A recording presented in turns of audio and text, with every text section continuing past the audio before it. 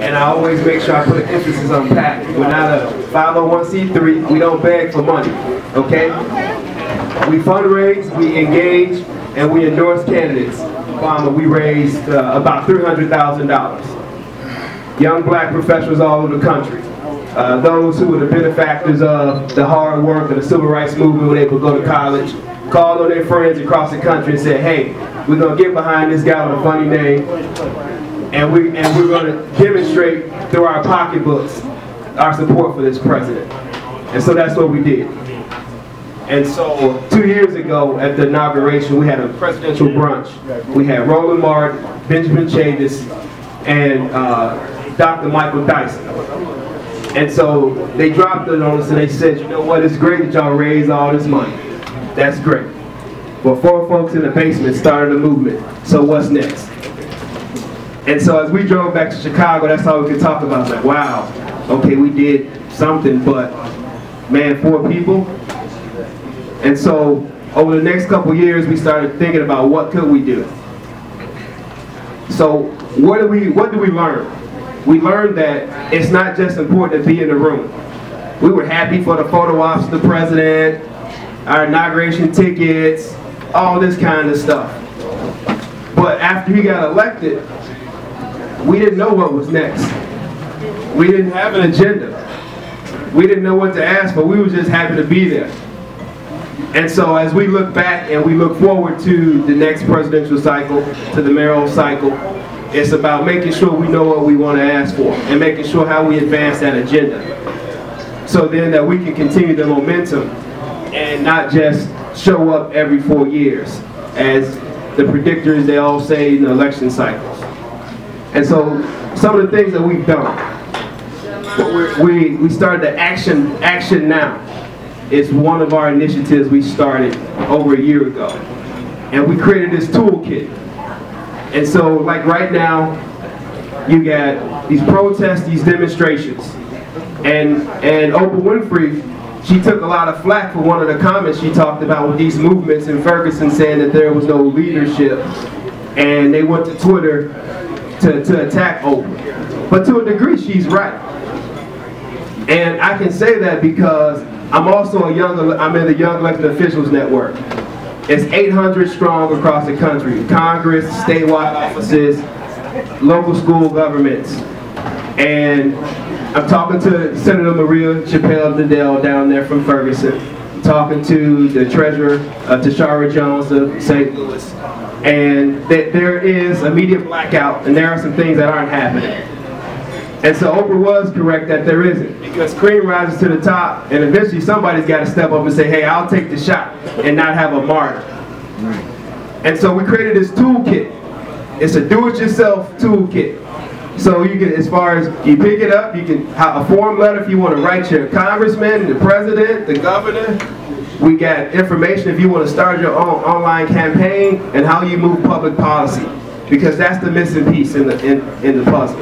And so we started this toolkit and we announced it this past January 2014. And so we're actually going to have an action brunch next Monday where we release volume 2 of that Action Now toolkit. So we can challenge our contemporaries to say, hey, it's great to the demonstrations, they look good for the media, but how do you impact public policy? And I love how Senator Jones talked about asking for big stuff.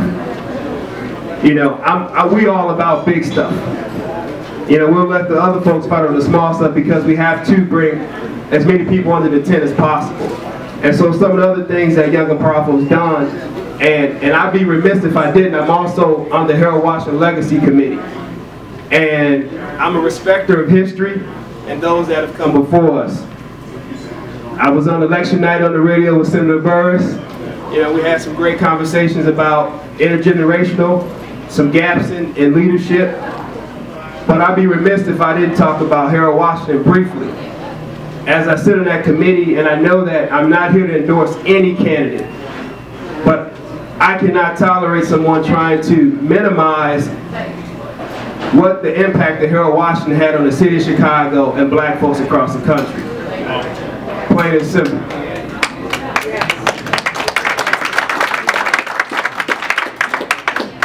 And so one of the things that we decided we were going to do is, like the senator said, how do you bring all these folks together? We got young professionals in their own right, all across this city doing phenomenal work.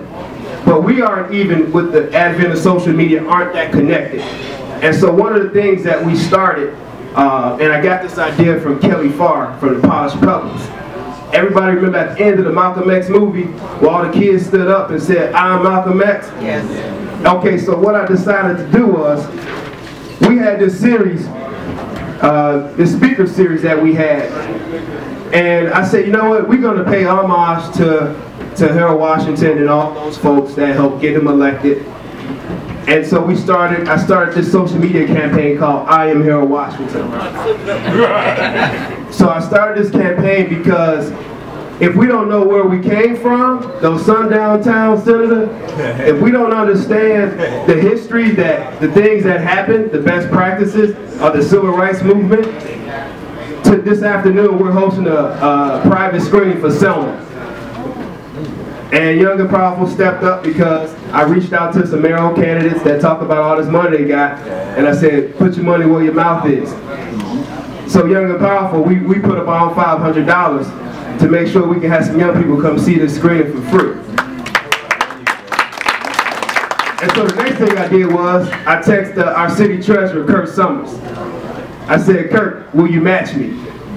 He said, send me the information. So I got a match from City Treasurer Kurt Summers. And so I make sure that everybody knows that I called on folks and they didn't answer. They did, oh well, go to that other guy. And I called Kurt, and without a shadow of a doubt, he said, I got you. So we'll be able to double how many young people we're going to be able to have there.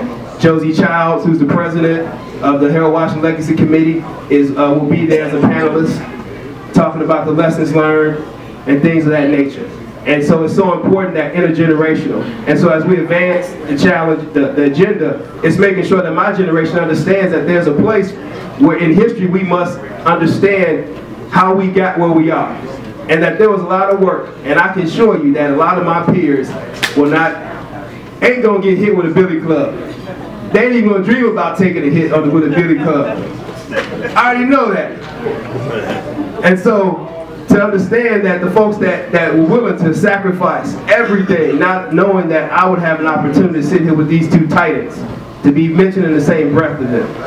You know, we got the governor, Cliff Kelly. I've been fortunate enough to have opportunities to be a guest on VON, and we'll be doing, they're going to start doing commentaries again like they did with Lou Palmer. And so I'm fortunate enough that I will be one of those individuals that will be providing commentary in the coming months. And so that is the kinds of things that, as we look forward, how we advance this agenda, that Young and Powerful, making sure that elected officials and businesses, because we got a young brother named Emil Cambry that has his own technology center, Blue 1647, that a lot of folks dismiss and wouldn't give support. Some civil rights organizations that hanging on to a legacy but ain't did nothing since then. Come on, come on, come on. And so this brother, St. Louis reached out to him. He's about to open a 10,000 square foot facility in St. Louis that's going to provide training for young people, 50,000 young people a year. Wow. A year.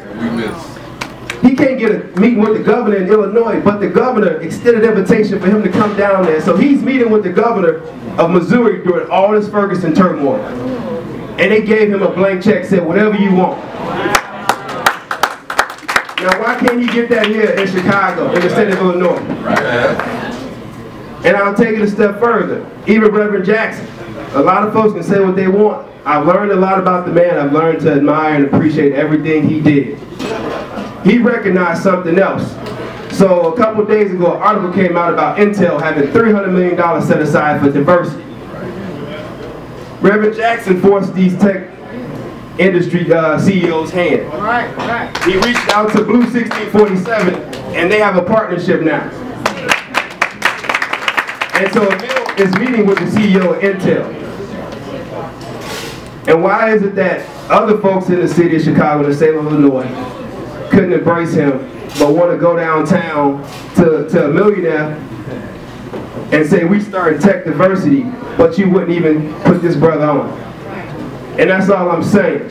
And so what we do, not only in the political space, but in the business space, if public policy isn't friendly to our folks in business, young professionals, well, we're gonna get on the phone just like everybody else get on the phone and say, hey, we need a permit pulled because James didn't want to work in corporate America. He wanted to start his own construction company.